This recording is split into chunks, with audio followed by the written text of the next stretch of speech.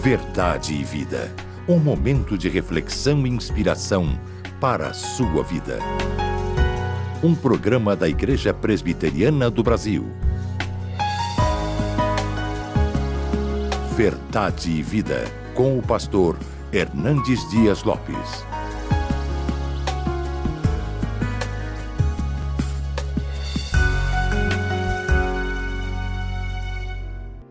Eu tenho percorrido toda a nação brasileira. Já tive o privilégio de pregar em mais de 1000 igrejas das mais diversas denominações. E constato que uma das mais urgentes necessidades da igreja é de um poderoso e genuíno avivamento espiritual. No programa de hoje nós vamos tratar deste assunto vital para a igreja contemporânea. Não vá embora, nós já estamos de volta.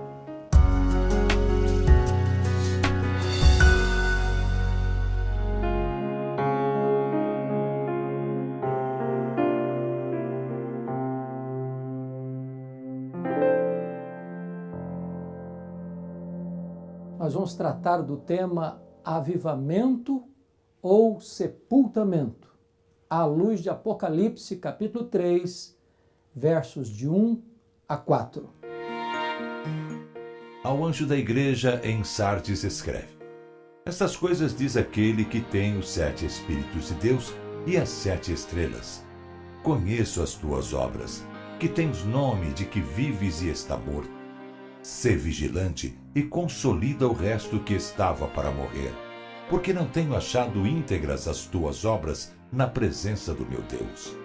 Lembra-te, pois, do que tens recebido e ouvido, guarda-o e arrepende-te. Porquanto, se não vigiares, virei como ladrão, e não conhecerás de modo algum em que hora virei contra ti. Tens, contudo, em Sardes, umas poucas pessoas que não contaminaram as suas vestiduras e andarão de branco junto comigo, pois são dignas. Eu não tenho dúvidas de que a igreja evangélica brasileira carece desesperadamente, urgentemente, de um verdadeiro avivamento espiritual. Eu estou convencido de que esta palavra avivamento é uma palavra desgastada no meio evangélico brasileiro. Há muitas pessoas que confundem avivamento com esquisitice espiritual, com práticas as mais estranhas e forâneas à palavra de Deus. Muita gente confunde avivamento com histeria coletiva. E temos hoje muitas igrejas lotadas de pessoas, mas ali não tem a palavra de Deus, ali não tem o Evangelho de Cristo, ali não tem a centralidade das Escrituras. E esse movimento humano certamente não tem nada a ver com avivamento espiritual. Por outro lado, nós temos tantas igrejas históricas, que têm um passado cheio de grandes conquistas, que hoje perderam o seu fervor, algumas perderam a sua fidelidade às Escrituras, igrejas que estão minguando, desidratando espiritualmente, precisando de um avivamento espiritual. Jesus Cristo trata deste assunto na carta que envia à igreja de Sardes. Aquela igreja tinha uma fama na cidade de uma igreja viva, talvez o seu culto animado, talvez muitas emoções aflorando, talvez na opinião pública era uma igreja que reunia multidões. Mas Jesus não se impressiona com aquilo que nos impressiona. Jesus olha além da aparência, ele vê o coração. E Jesus dá um outro diagnóstico para aquela igreja. Você tem nome de que vive, mas você está morta. Onde o homem colocava o carimbo da vida, Jesus firma o selo da morte. Aquela igreja precisava de um avivamento, ou então experimentaria um sepultamento. Quando é que uma igreja precisa de avivamento? Primeiro, quando esta igreja se aparta da palavra de Deus. Nós estamos vendo no Brasil muitas igrejas caminhando para o lado do pragmatismo, do sincretismo religioso, abraçando o liberalismo teológico, aceitando as novidades do mercado da fé. Igrejas que não pregam mais com entusiasmo e fidelidade à palavra de Deus. Igrejas onde as reuniões de oração já morreram, onde os cultos são mecânicos, sem vida, sem entusiasmo. Nós precisamos desesperadamente voltarmos para as Escrituras, porque sem oração e sem palavra de Deus não há verdadeiro e genuíno avivamento espiritual. Segundo lugar, uma igreja precisa de avivamento quando ela vive de aparências. Quando ela está satisfeita com ela mesma ou recebe os aplausos dos outros, mas ela, embora conquiste a simpatia dos homens, ela não tem a aprovação de Deus. A igreja de Sardes tinha nome, mas não tinha experiência. Tinha fama, mas não tinha verdade.